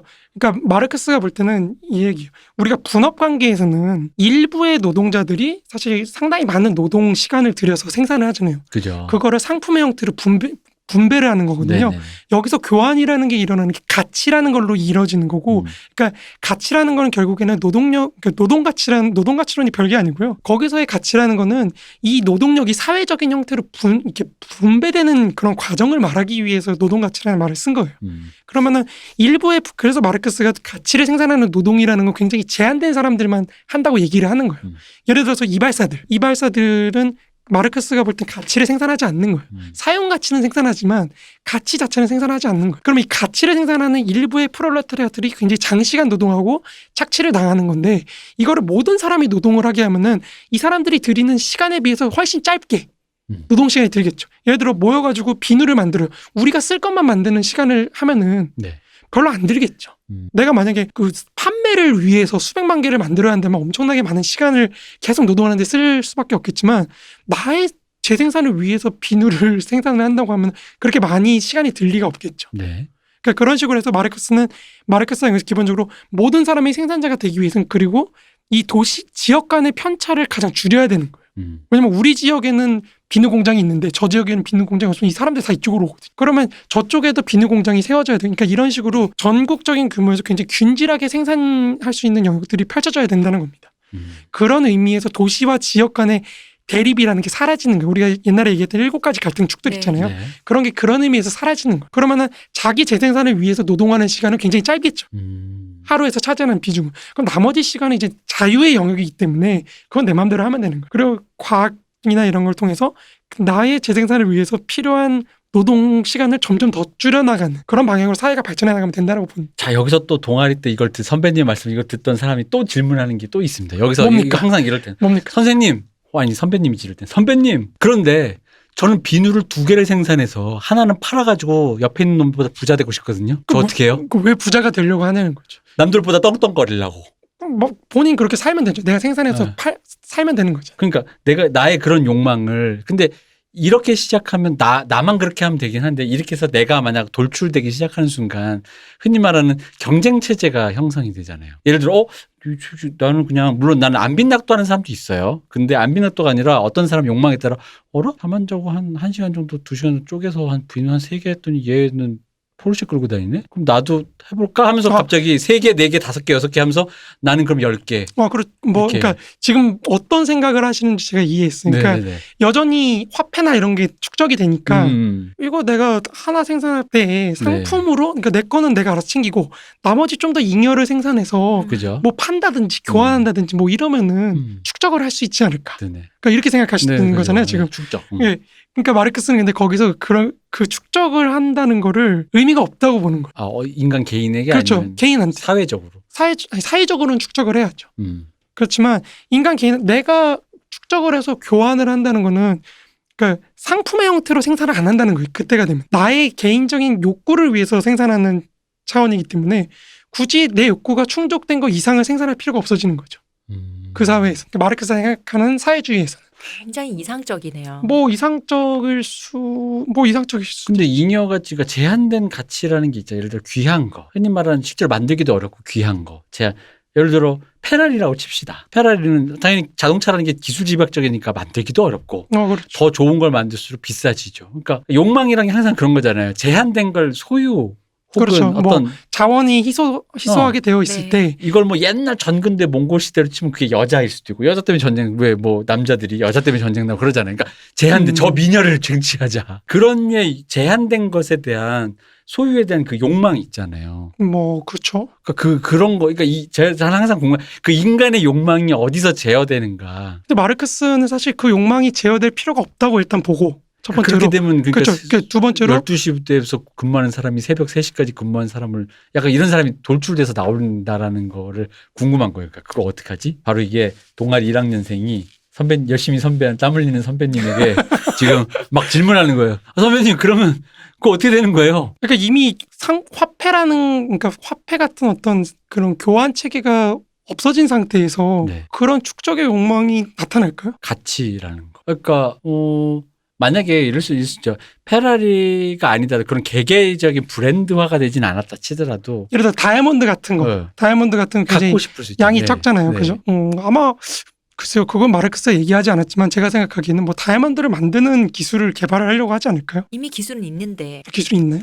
만들 수 있어요. 아, 탄소니까. 네, 탄소니까요. 아, 그렇죠. 사람 뼈로도 만들고. 그렇죠. 뭐 그런 걸로 네. 만들려고 하지 않을까 싶어요. 그러니까 그거 있는데 뭐 안 만든 거 지금은 자본주의 세계니까 그 가치 때문에 그럴 수 있다고 치는데 그게 아니라 그러니까 저 같은 사람은 분명히 그냥 만약에 그런 이상적인 상황이 되면은 그냥 야 신난다 기타 치고 놀자 이러고 끝날 것 같은데 그럴 수 있죠. 갑자기 좀 좋은 기타를 쳐보고 싶은데 약간 의시되고 싶은데 약간 이런 마음이 들 수가 있단 말이에요. 근데 좋은 기타를 더 좋은 기타를 치고 싶으면 그걸 생산하면 돼요, 본인이. 여기선 이미 모든 사람이 생산자인 상태이기 때문에. 근데 그러니까 나한테 그게 보통 개별 이게 이게 아마 분업화 문제랑 그렇죠, 연결되는 그렇죠. 것 같은데 사람이 모든 기술을 다 갖고 있을 수 가질 수 없잖아요. 없잖아요. 그렇죠. 제가 페라리를 만들 기술이 없는데 누군가는 그래도 서기장 동지가 타는 차는 그래도 좀 잘하는 숙련된 노동자가 만들어서 저 차가 안 고장나 그 노동자한테 차를 만들어 달라고 싶은 거야. 나도 우리 동네 그럴 수 공장에서 있죠. 그럴 만든 수 있죠. 그럴 수 바로 있죠. 이 여기서부터 그렇죠, 교환이 그렇죠. 뭐가 그럴 수- 생기잖아요. 그렇죠. 아니 그 교환 자체를 근데 부정하는 건 아니에요, 마르크스가. 왜냐하면 노동 시간 증서로 그러니까 그때는 기준을 노동 시간으로 잡는 증서를 이제 발행을 한다고 하거든요. 네네. 그러니까 내가 사회에 기여한 만큼 노동 시간으로 또 환원을 해가지고 그걸로 이제 상품이나 뭐 이런 걸 그러니까 재화를 교환할 수 있다. 뭐 이렇게 얘기를 하거든요.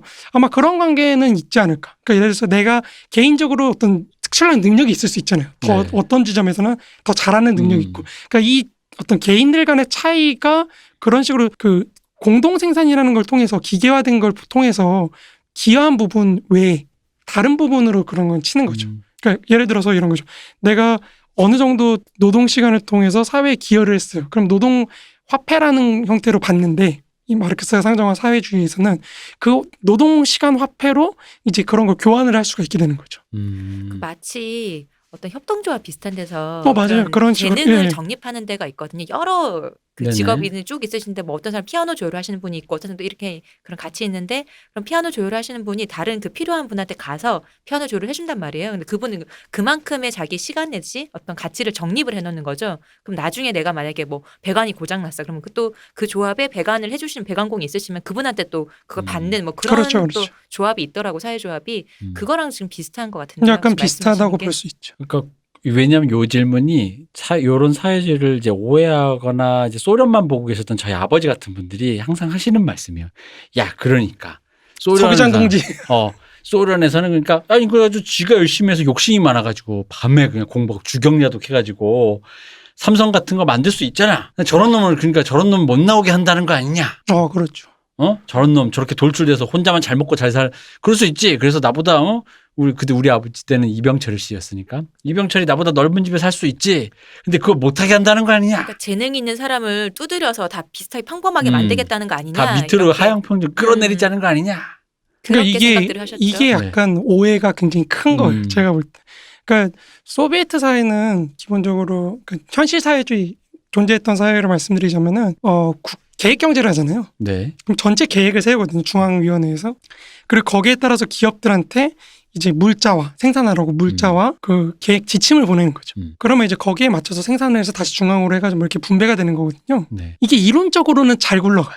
사실은 이론적으로 잘 굴러가게 할 수 있어요. 근데 문제가 뭐냐면은 위에서의 명령을 아래에서 어떻게 해석하냐가 문제거든요.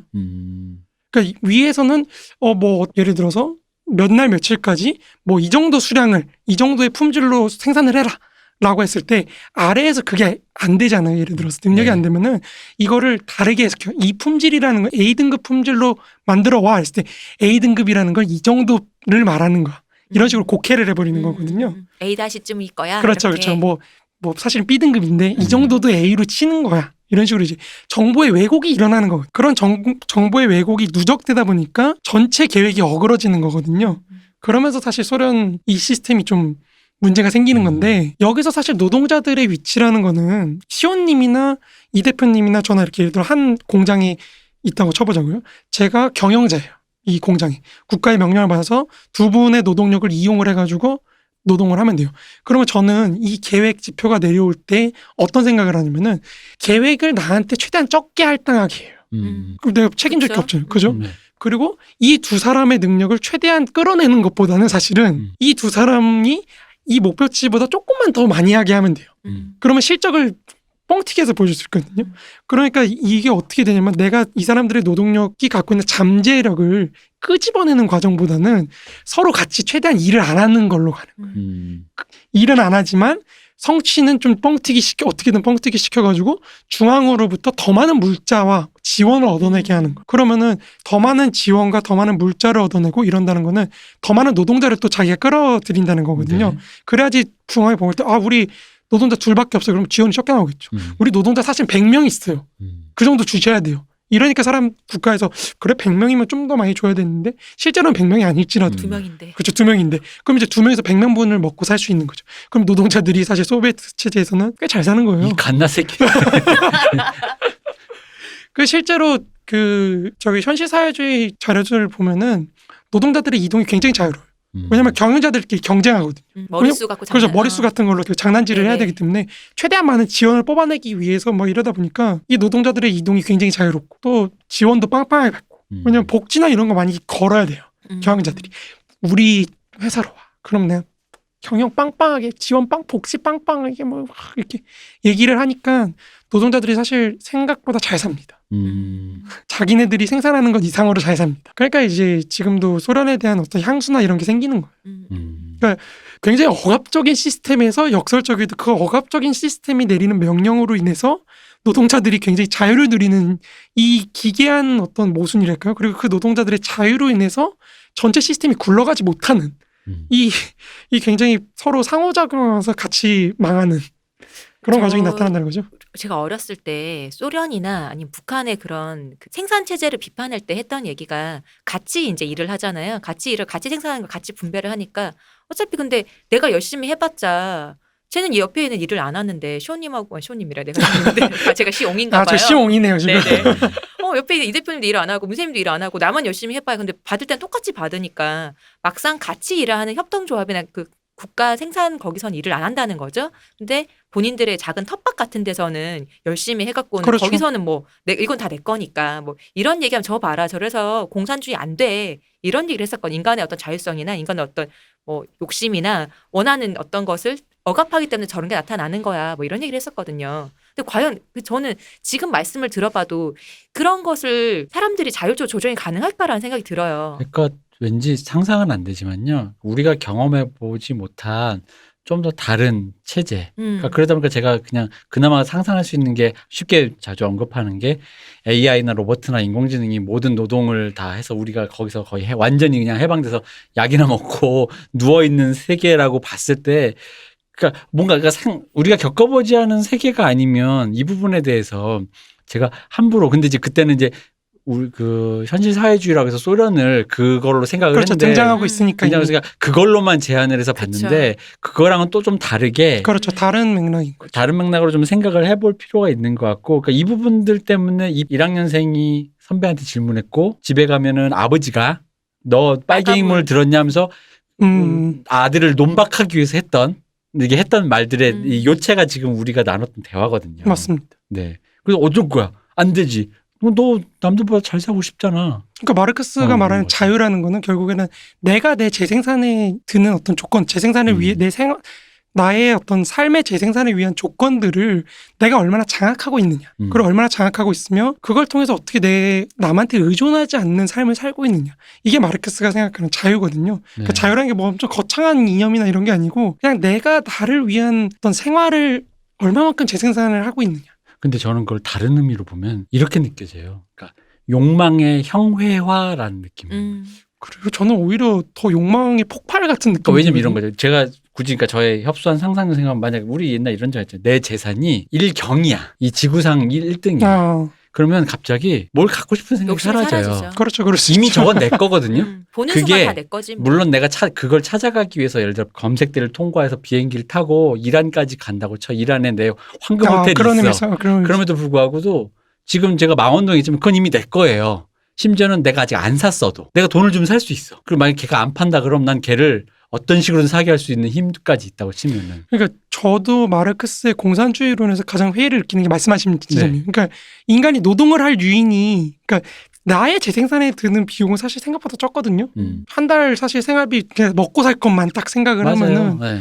별로 그렇게 많이 안 들어요. 근데 과연 네가 네 노동을 해가지고 먹고 살 수 있는 거 하면 사실 하루에 한 2시간, 3시간 이러면 될 것 같은데 뭐 지금 최저임금 10,000원으로도 뭐 그 정도 그렇게 크게 한 4-5시간만 일해도 충분할 것 같거든요. 맞아요. 네. 정말 먹고 사는 것만 네. 놓고도. 토지의 이 비정상적인 상승만 아니라면 네, 그쵸. 그죠. 예. 그런 어떤 뭐 거주나 이런 거는 네. 다 데이터고 치고 맞아요. 그렇게 치면은 그랬을 때 과연 그 다음에 자본주의가 갖고 있는 이런 높은 수준의 생산력처럼 진짜 열병 같잖아요. 사실 이거 진짜 맞아요. 이윤을 쫓아서 진짜 미친 듯이 올라가는 이런 게 과연 나타날 것인가?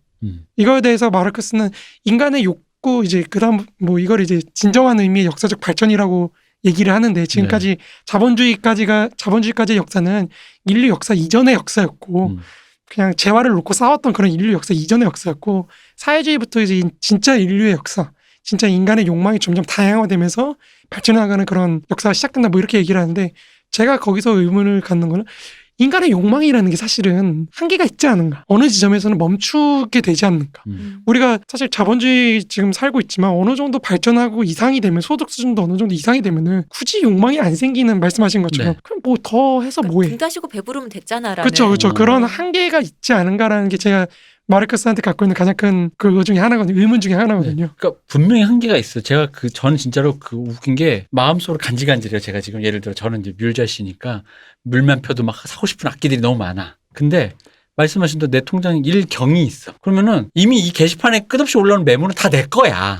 이미 내가 안 사도. 그러니까 갑자기 내 마음속에 실제로 제가 마음이 사그러지는 게 느껴져요. 내 마음에 그 조금 전까지 간질간질했던 그렇죠. 게. 근데 그러면서 물론 제가 못된 사람이라서 그렇습니다. 저의 세계관에서 갑자기 다른 생각이 드는 거예요. 그럼 이제 나는 뭘로 재밌지? 그렇죠. 약해야지 뭐. 이게 실제로 윌리엄 모리스나 뭐 이런 영국의 사회주의자들이 네.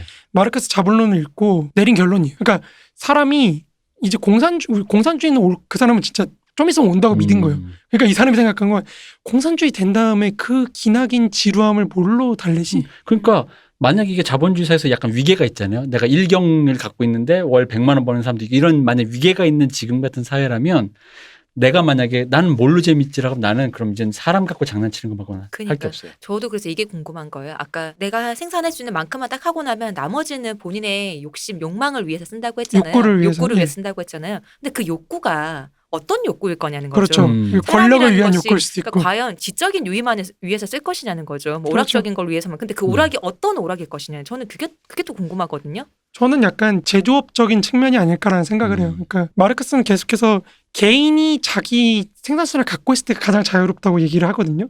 그러니까 무언가를 계속해서 생산해내는. 그러니까 예를 들어 우리 뭐 덕질이 될 수도 있죠. 덕업일치 같은 그렇죠. 삶. 덕업일치 같은 삶이라고 저는 생각을 하는데 네네. 그 구체적인 과정은 뭐 제가 뭐 지금 예언자도 아니고 얘기할 수는 그러니까요. 없겠지만 우리도 모르는 건데 우리가 항상 이 질문에서 아버지가 나를 좁힐 때도 이거에서 나도 혈기는 왕성한데 하다 막히고 혹은 혈기왕성한 1학년생이 선배님 했을 때 선배님도 한 청년 집회 가야지 하면서 여기 잠깐 그건 나중에 설명할 테니까 일단 한 청년 집회 가자 이러면서 됐는데 그렇죠. 제가 오랜 세월 그 질문에 대해 물론 배움이 부족해서도 있지만 생각을 해보니까 결국은 그런 것 같더라고요. 그러니까 방금 말씀 욕망을 어떻게 분쇄해버려. 그러니까 분쇄라고 말하면 좀 폭력적이고 무화되는가. 마치 그 도교의 뭐 그런 것처럼 신선처럼 진짜로 바둑돌 하나만 둬도 그냥 허허 될 수 있는 그런 정도의 상태의 인간을 어떻게 탄생시킬 수 있는가. 이게 사실 자본주의가 이미 탄생을 시켜놨잖아요. 일본 젊은 청년들, 초식남들이나 이런 사람들. 네. 욕망이 없는 삶. 그냥 자기 먹고 살 것만 알바해가지고 딱 채우고 딱 끝나는 삶. 근데 그러니까 그거는 이제 좀 다르잖아요. 애를 이거는. 거세를 시켜버린 네. 거잖아요. 그렇죠. 거세를 시킨 거죠. 근데 거세가 아니라 이제 말 그대로 덕업일치처럼 이제 이거는 되게 이상적이니까 모두가 모두에게 너희가 사회 공동체의 안녕을 해치는 엠번방 같은 일만 아니라면 그러니까 너희가 하고 싶은 일을 모두 할 수 있는 정도의 수준의 자원과 공급해 줄 수가 있어. 자, 그러니 마음 놓고 살아봐라고 했을 때 나의 거세되지 않은 이 욕망이 어디로 뻗쳐가는가라고 보면 저는 오히려 바로 그 순간 어떻게 하면 우리는 사람을 신선으로 재탄생시킬 수 있는가라는 문제에 돌입하는 게 아닌가. 얘가 미친 듯이 날뛰면 사실 우리 그렇잖아요. 우리 길 가다가 참 이렇게 술 먹은 아저씨 보면 노답일 때 많잖아요. 그러니까 그런 거죠. 날뛰게 해서는 안 되는데. 근데 그러면 그러니까 이 욕망에 뭐가 있냐. 제가 아까 얘기했지만 저는 만약에 이 자본주의 사회에서 저를 못 믿기 때문에 만약에 내가 그런 빌 게이츠 같은 부자면은 뭐금 나뭐 그 사람들도 그게 없으니까 이제 무슨 사회에 공헌하겠다 이런 걸 하는 것처럼 사람한테 장난친다는 거죠. 이렇게 또 그러니까 무장을 시키는 거예요. 저런 사람들이 나타나면 한 방 찌르라고. 근데 그러니까 그러면 이거 서기장 동지 이건 독재요. 전체주의니까 내가 그걸 하겠다는데 하고 싶다는데. 그 킬링 이브 시즌 2에서 나왔던 보셨는지 모르겠어요. 킬링 이브 시즌 2에 보면 굉장히 돈이 많은 남자가 나와요. 그 남자가 근데 돈이 많은데 사이코패스인 거죠. 나 또 이렇게 스포하나.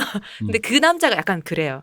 그 킬링 이브에 나왔던 그가 사람 갖고 장난치잖아요. 그러니까요. 그 네. 여자 킬러와 똑같은 사람인 거예요. 근데 단지 이 사람 돈이 너무너무 많아서 돈이 어마어마하게 많기 때문에 인생이 지루한 거야. 인생이 지루해서 사람 갖고 정말 장난을 치거든요. 왜 그러고 다니지? 아니 왜냐면 사람밖에 없어요. 이제는 재밌는 게. 그럴 수 왜냐면 있죠. 눌렀을 때 가지수가 3, 4가지 5가지로 뻗쳐나갈 거는 생명체 말고는 없어요. 나 자기 그 정도 수준의 생산성을 가진 사람에게는 나머지는 정답이 정해져 있어요. 왜냐면 그래? 이렇게 됐어? 업체 정리해. 그렇죠. 생산성이 안 나? 그 회사 폐업 처리해. 생산성이 나? 더 투입해. 뭐해? 그건 더하기 빼기 문제거든. 근데 나머지 문제. 분명히 내가 지금 생산성이 나온다는데 왜 그랬지? 그 친구가 예를 들어 팀쿡이 게 이름입니다. 그게 왜 문제가 되지? 그게 말이죠. 미국에서는 이렇게 되는 거예요. 재밌네. 게이를 두면 그렇게 되는 거야? 그래서 이제 가지 생각이 여러 가지 뻗친단 말이죠. 그러니까 사람 말고는 그 욕망의 그러니까 말 그대로 그 지루함이 라는 게 없는 거예요. 채워줄 수 있는 것이. 그럴 수 있죠. 제가 잘 모르지 미래가 어떻게 될지 모르지만 그러니까 마르크스가 얘기하는 딱 사실 그 부분을 다 얘기 안 하죠. 그렇겠죠. 그 얘기 안 하고 이 사람이 얘기하는 건 우리의 삶을 재생산하는 상당히 많은 부분들이 오늘날에는 사실 대량 생산으로 이루어지고 있기 때문에 대량 생산과 협동 노동으로 이루어지고 있기 때문에 이 부분을 공동 소유로 바꾸고 공동 노동으로 하면서 이렇게 재생산이 되면 그 나머지 부분은 개인들이 자기 발전을 위해서 아무렇게나 자기 욕망을 발현시키면 된다고 생각하는 정도인 거예요. 저는 그래서 이 얘기를 계속 들으니까 마치 테드창 소설이나 아니면 스태포드 와이프 그 영화처럼 그쯤 되면은 사람들이 이런 걸 제어하려면 진짜 머릿속에 칩 하나 넣어야 되는 거 아니냐라는 생각이 드는 거예요. 지금의 인간들을 볼 때. 그럴 수 있죠. 좀 미쳐 날뛰는. 그러지 않고서는 그걸 제어가 가능할까? 아니면 마요네즈 보트처럼 유전자 딱 개놓은 검사 이놈은 이거 안 되겠네. 얘는 미리 안 될 싹이야 하고 그럼 뭘 그냥 하든지. 삭제. 그런 느낌인 거예요. 그러니까 약간 전체주의 사회 SF에서 나온 전체주의가 사실 그런 거거든요. 사회의 안녕과 그걸 위해 미리 우리가 다 하겠다는데 우리가 이제 그 자유주의 서사에서는 이건 안 될 일인 거지. 그렇죠. 안 될 일이죠. 무슨 소리 하는 거야 지금. 아니 근데 빼박이라니까 얘는 크면요. 저기요. 잠깐만요. 얘는 크면 그 추격자 되는 거거든요. 안 돼요. 아니 그래도 사람을 걔가 그런 일을 벌였을 때 우리가 벌하면 되지요. 아니 잠깐만요. 그럼 피해자는 어떡하나요? 과학기술은 이미 그걸 다 알았다니까.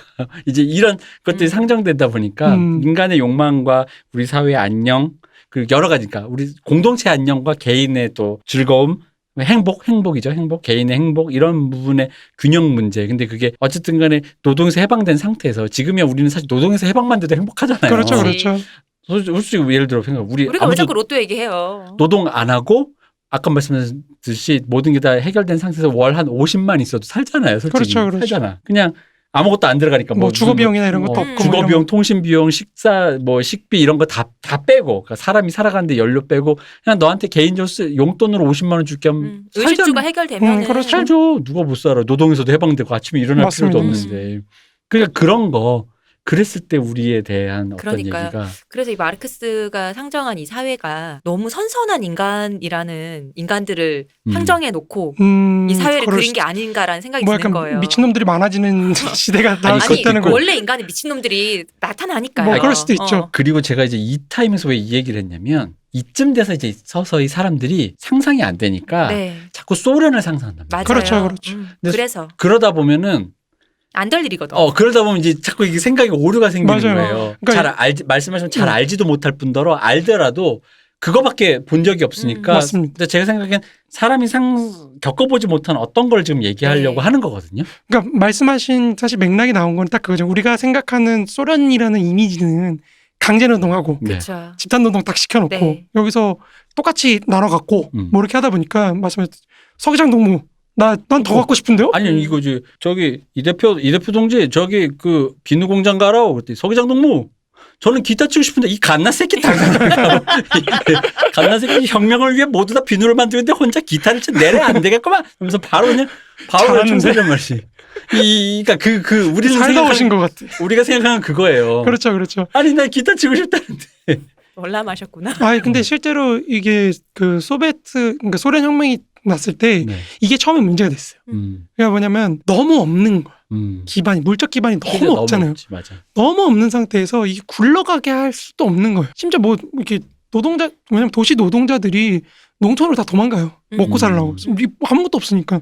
농촌에서는 우리는 도시에다가 저 식량 공급 안 할 거야. 우리 쌀 밀 우리만 갖고 있을 거야 이러고 있으니까 그렇다고 뭐 생산할 수도 없어요. 그래서 그냥 공산품을 생산해서 농촌하고 교환을 해야 되는데 이 원로가 있어야 뭘 생산을 하죠. 지금 도시 들어오는 게 없으니까. 그렇죠. 거기다가 전쟁 터지고 내전 터지면서 물류 유통이 다 박살나요. 그러니까 뭐가 들어오고 나갈 수가 없는 거예요. 그러니까 이제 어떻게 하냐면은 이제 이 대표님처럼 노동자들이 나는 이 공장을 이제 노동자들이 자기 공장을 자기가 경영하거든요. 네. 근데 그게 사회주의 이념에서는 좋은 현상이잖아요. 그죠. 그죠? 이념상은 좋죠. 예. 자기 노동자들이 집단적으로 자기가 경영을 하고 뭐 생산자가 되는데. 생산자 좋은 건데라고 하는데 레닌이 그걸 엄청 욕해요. 저 썩어 빠진 노동자 놈들. 갓나 새끼.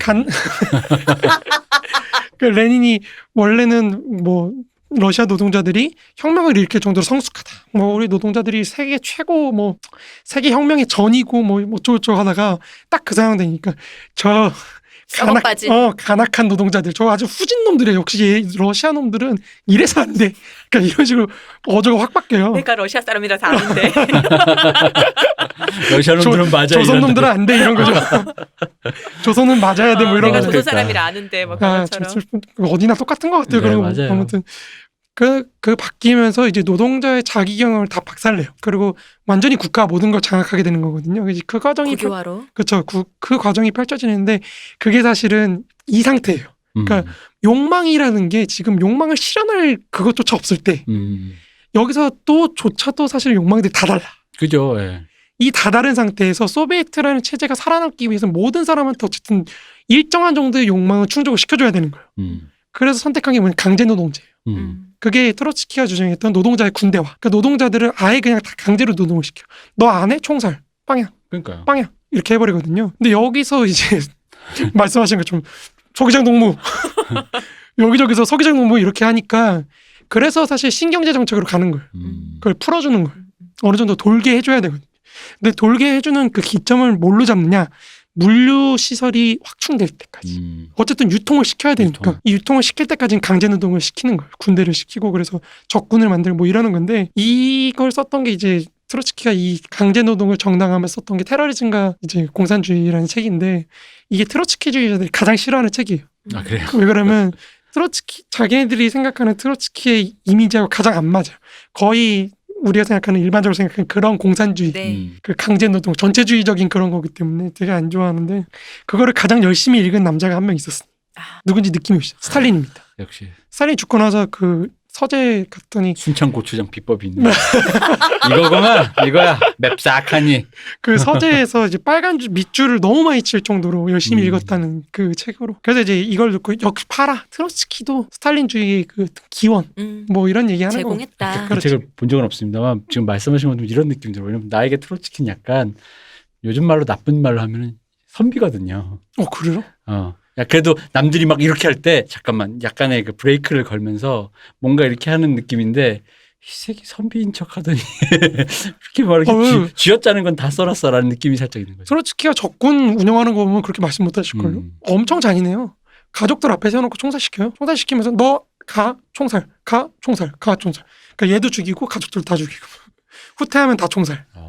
이 굉장히 잔혹해요. 그 백군이라 그래서 원래 제정 러시아에 있던 속해 있던 군대들 갖고요. 대표님 하는 순간 더 마음에 들었겠다라는 생각이 드네요. 마음에 들어. 대표님 들어주고 마음에 들어 이제. 솔직히 원래 좋아했지만 이제 마음에 더 마음에 들어. 쏙 들어 이제. 근데 제가 이해했던 잔인함은 그 정도는 좀 몰랐지만 어. 그 시대에 그 정도의 잔인함이라는 거는 혁명과업에서 그냥 그렇죠. 근데 백면 서생이 하루아침에 적군의 창설자가 되고 그 사령관이 돼가지고 군인들을 채찍질을 해가지고 이제 그렇게 전쟁을 승리로 이끄는 과정을 보면은 상당하죠. 그런 농담도 있으니 농담은 아니고 이제 많이 얘기하는 건데 트로츠키가 그때 모든 긴장감을 다 써가지고 그 정도의 잔혹함과 비정함과 이런 걸 갖고 있는 사람이면 사실 권력 투쟁할 때도 그렇게 해야 되잖아요. 그렇죠. 스탈린 정도는 뭐 그냥 적군 동원해가지고 쿠데타 일으키고 뭐 이렇게 해야 되는데 이 사람이 굉장히 맥없이 당하거든요. 네.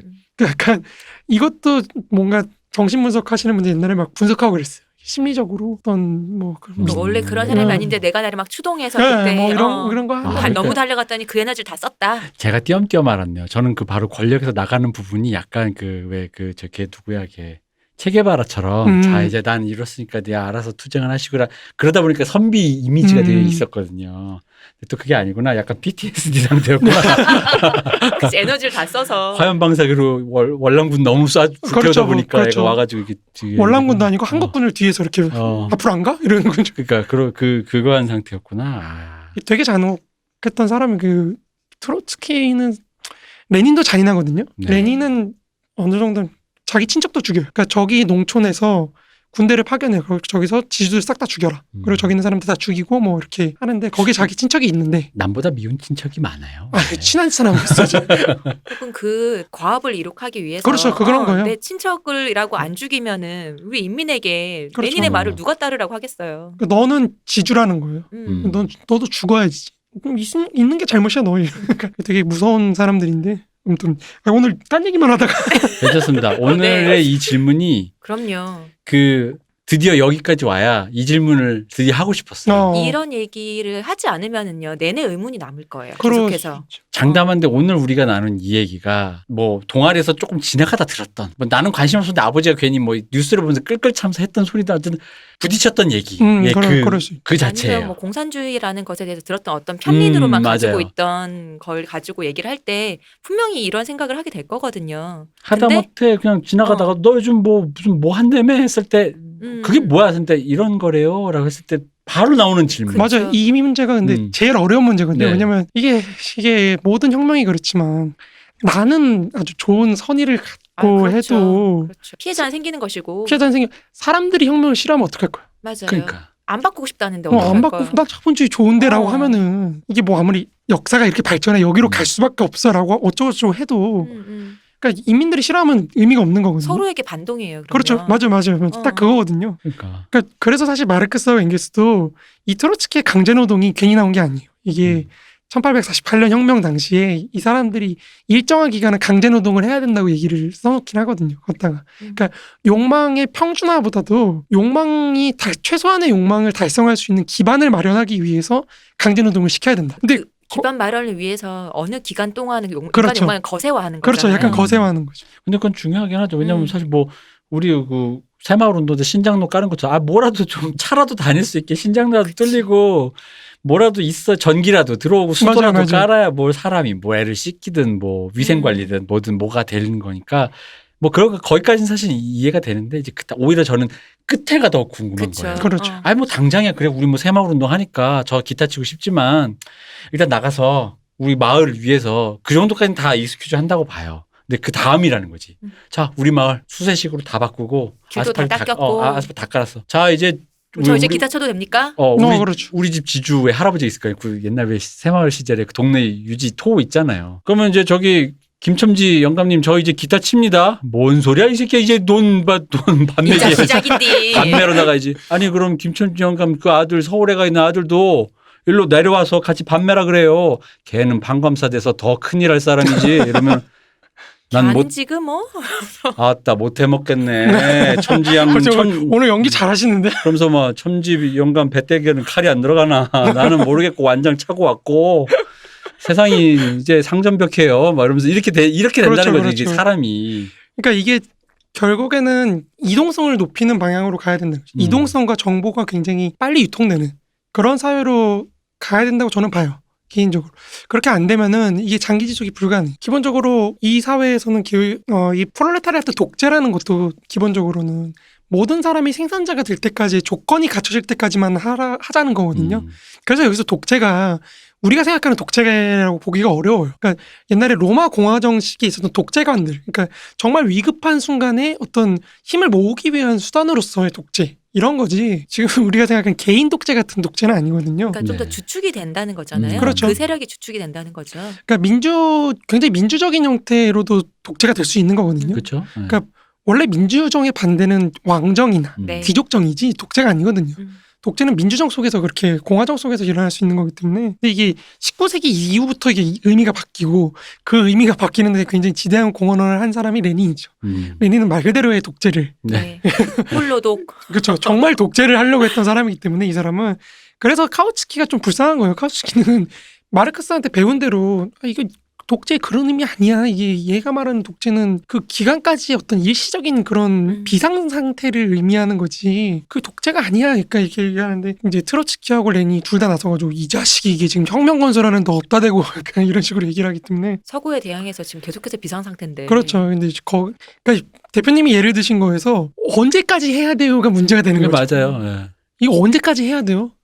영원히 계엄령이야. 근데 예를 들어 그러니까 산업화 세대처럼 시대를 잘못한 것까지는 내가 그것까지는 익스큐즈 할게. 우리 세대가 뭐가 없어. 내가 기반이 30년대생이라 60년대에 지금 30대인데 우리 진짜 뭐가 없으니까 그 국제시장에 나온 그 세대라면 그건 이해해요. 우리 뭐 다 없으니까. 맞아요. 근데 이제 바로 이제 지금 제 생각엔 지금 21세기 자본주의 이제 임계점을 넘어가서 이제 지금 좀 막 이거 하고 있고 우리가 이제 다음을 상상해야 되잖아. 사실 맞습니다. 상상해야 되잖아.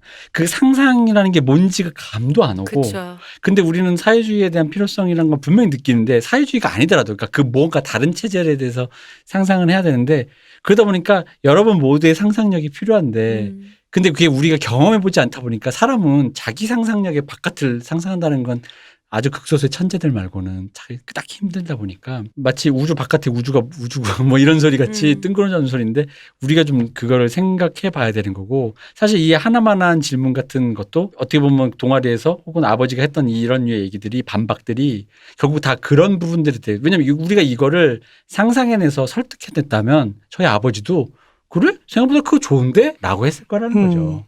근데 이제 뭐 이 사람들의 입장은 그런 거 상상하는 건 공상가들이나 하는 거고 지금 조건에서 말할 수 있는 거는 어쨌든 공동 노동을 이미 하고 있고 협업의 형태로 이게 공동 노동의 형태로 하는데 왜 사유재산으로 귀속이 되지?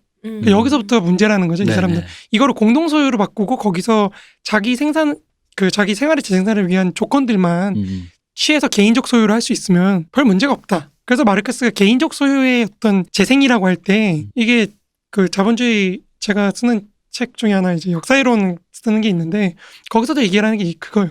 인류 역사를 우리가 길게 볼 때 맨 처음에는 가족하고 공동체하고 분리가 안 되는 거죠. 그러니까 나라는 존재가 없는 거예요. 개인이란 그쵸? 존재가 네. 없고 모든 게 공동체만 존재하다가 이게 그게 원시 공산주의거든요. 네. 그다음에 역사가 시작되면 이제 개인이라는 것만 발전한다는 거죠.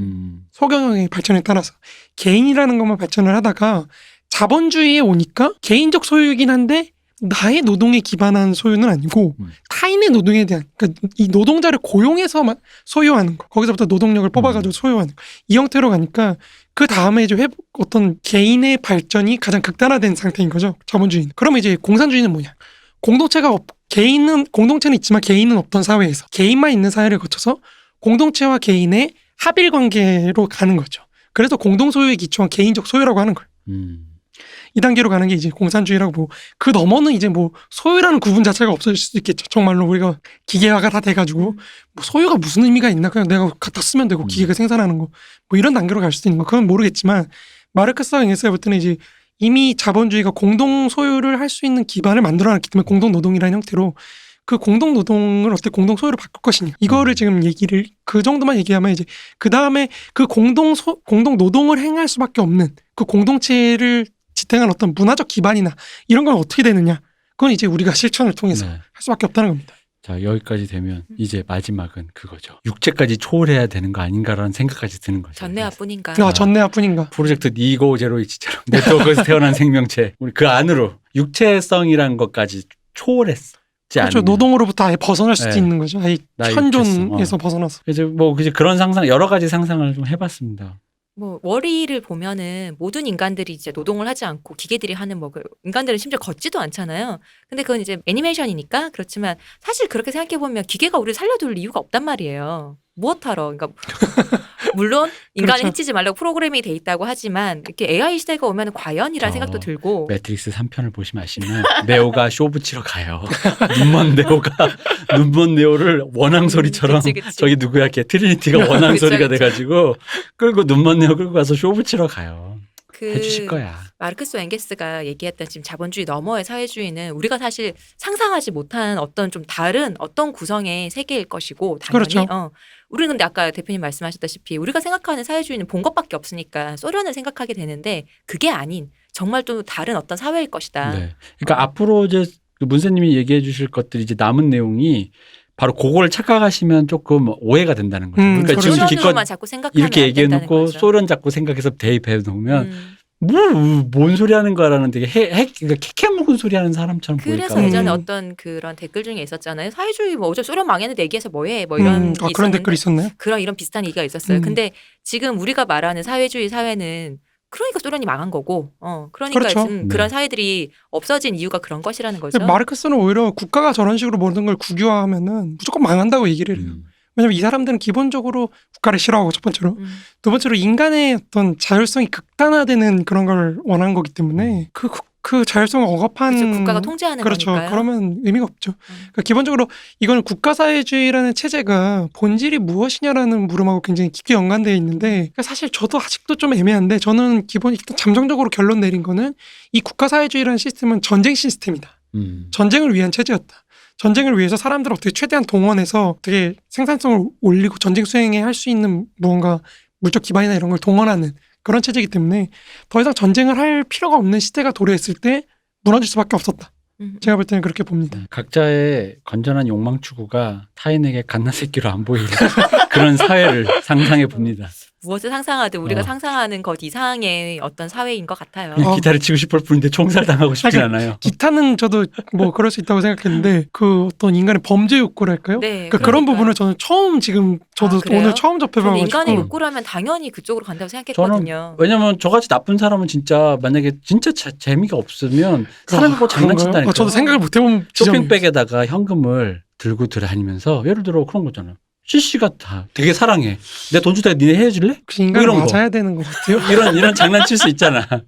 이런 장난칠 수 갑자기 있잖아. 너무 힘들다. 방송이 너무 힘들어 지금. 1조 줄 테니까 1조 난 돈도 아니다 보니까 1조 줄 테니까 헤어져.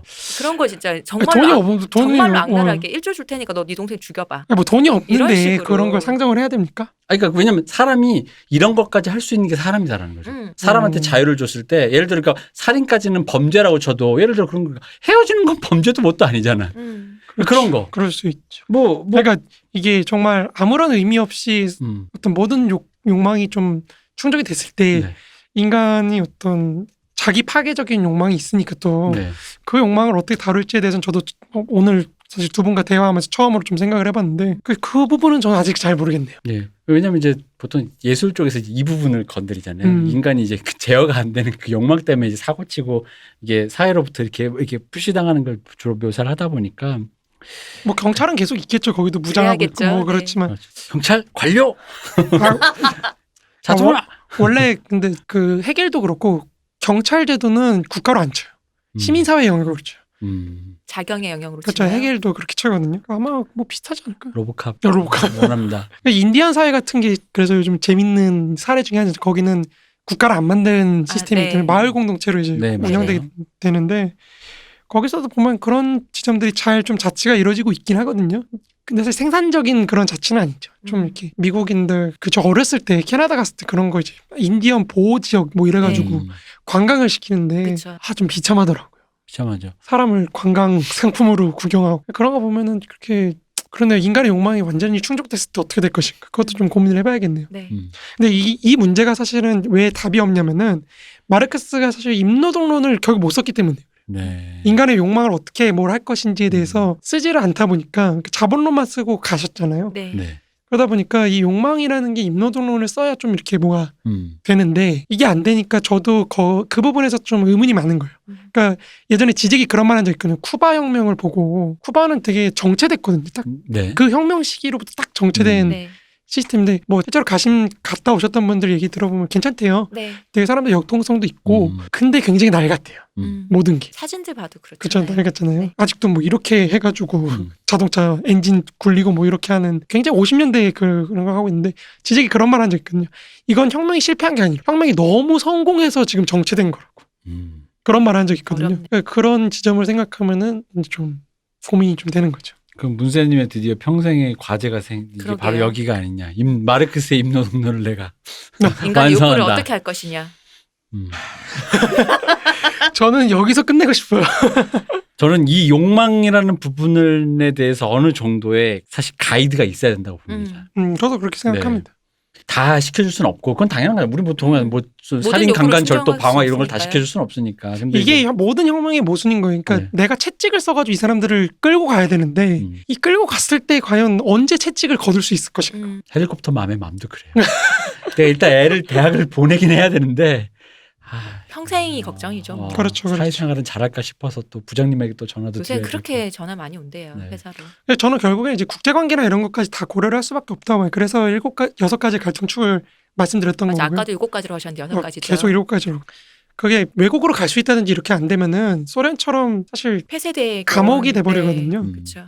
그러니까 이런 게 안 되면은 그래서 파리코민이나 이런 데 사실은 독일하고 전쟁하고 있는 와중인데 독일인을 장관으로 임명하거든요. 뭐 이렇게 되거든요. 그러니까 그런 게 없으면 이 국제주의가 없으면은 정말 인간이 자유인으로 거듭나기는 어렵다고 봐요. 이동성이 없으면. 뭔가 하여튼 다른 사회라는 거. 네. 전 이번 시간이 굉장히 유의미했다고 생각합니다. 맞아요. 재밌었고 이거를 계속 들어서 사실 사회주의라는 것으로 가서 뭐 하나라는 생각을 하게 되거든요. 우리가 봤던 사회는 이미 없어진 그 맞습니다. 사회뿐이니까. 근데 그것이 아니라는 거. 이것만 아는 것만 해도 오늘은 굉장히 유의미하다고 생각해요. 뭐 윌리엄 모리스였나 아까 네. 지금 말씀드렸던 영국 사회주의자 같은 사람은 그 사람은 정말 19세기에 고민했던 게 그거였어요. 인간이 미적 기준을 그러니까 미적 가치를 창출하는 인간을 어떻게 만들 것인가. 교육을 통해서. 그러니까 남는 시간에 냅두면 이제 두 분처럼 그렇게 생각하면 뭔 짓을 할지 모르니까 계속해서 어떤 미적인 그거를 생산해낼 수 있는 인간을 어떻게 창출할 것인가. 예술가로 어떻게 만들 것인가. 그래서 그 사람이 막 도자기 만들고 막 그러거든요. 그것도 좀 힘든 거잖아요. 그렇죠, 사실 그래서- 누구나 그게 되는 게 아니고 맞아요. 예전에 원시인들도 누군가는 토기를 만들 때 거기 빗살을 한번 넣어볼까라고 생각했던 누군가가 있는 거잖아요. 그렇죠, 근데 그렇죠. 그게 무슨 소용이야. 뭐하러 힘들게 손톱이 떼끼게 왜 그래라고 하는 사람 분명히 있었을 거라고. 그런데 그런 인간들은 원체 다양하다 보니까 그런 것이죠. 옛날에 그 원시인들 얘기 들으면 재밌는 게 원시인이라고 표현하면 안 되지만 그 구석기 시대 신들이나 네. 뭐 이런 거 보면 재밌는 게 농사를 짓게 됐을 때 그런 일이 많았대요. 그냥 다 가져가는 거예요. 내가 농사를 이만큼 지었는데 지금 문쌤이 딱 지어놓고 좋다 이러고 있는데 시원님 와서 퍼가요 이러고 가져가시고 이 대표님 오셔서 퍼가요 이러고 가지고 그러다 보니까 농경을 짓게 되는데 가장 큰 이유가 이제 그런 사적 소유권 이거를 정해주고 나서부터 이걸 내가 온전히 가질 수 있게 됐다. 뭐 이 다음부터 이제 농경이나 이런 발전하게 됐다. 그죠. 뭐 이런 이런 얘기도 있더라고요. 내 것이야 열심히 한다니까요. 그러니까 그런 의미에서 마르크스도 개인적 소유라는 걸 계속 얘기하는 게 그런 의미거든요. 인간이 갖고 있는 욕망, 내 거라는 이기심. 이거는 완전히 부정할 수 없지만 그렇죠. 지금 상황 조건이 물적 조건이 공동 노동을 할 수밖에 없는 조건이기 때문에 그럼 어떻게 공동 노동을 통해서 개인적 소유를 성취할 것인가? 뭐 이거를 좀 고민했다. 이렇게 생각해 주시면 좋을 것 같아요. 그래서 우리가 오늘도 못했는데 오늘 결국에는 진도를 못 나갔지만 네 오늘 두 문단 나갔네요. 맞아요. 너무 서글프다. 뭐 내가 한 달 동안 엄청 오늘 가면은 다 끝내야지 이러고 왔는데 할 거만 하나 좋은 거고 우리는 맞아. 오늘도 즐거운 얘기했고 그 저같이 저희들 같이 좀 약간 모르는 사람들한테는 굉장히 유용한 시간이었다고. 저는 사실 이 시간을 기다렸습니다. 이 정도, 그러니까 문세님이 얘기해준 어느 정도 이 정도의 토대가 깔렸을 때 우리는 지금 이 얘기를 한번 해봐야 돼요. 앞으로도 그렇죠. 계속해서 문세님의 마르크스 얘기 그리고 또 더 이어가는 또 다른 얘기를 듣기 위한 추동이 필요한데 저는 오늘 시간이 그거라고 생각해요. 네. 근데 이게 마냥 추상적인 거라고만 생각하지 않으셨으면 좋겠어요. 마지막으로 말씀드리자면 왜냐하면 우리가 추상적일지라도 뭔가 기준을 갖고 실제로 구현했을 때 뭔가 할 수 있는 거지 이 추상적인 것도 없으면 사람이 그냥 사는 대로 살게 되거든요. 그쵸. 그러면 아무것도 사실 뭔가 할 수가 없게 되는. 자, 어렵습니다. 근데 모두 생각합시다. 네. 네. 그렇습니다. 여러분의 아이디어를 총화해 봅시다. 오늘 192회에서는 진도를 못 나갔지만 그래도 몹시 유익한 시간이었습니다. 네. 뭐 감사합니다. 그렇게 고생 말씀해 주시. 많으셨습니다. 훌륭 같습니다. 아주. 그렇습니다. 네. 고생 많으셨다니까요. 네, 감사합니다. 왜 화내요? 이 대표님 고생 많으셨어요. 감사합니다. 감사합니다. 쉬워주셨습니다.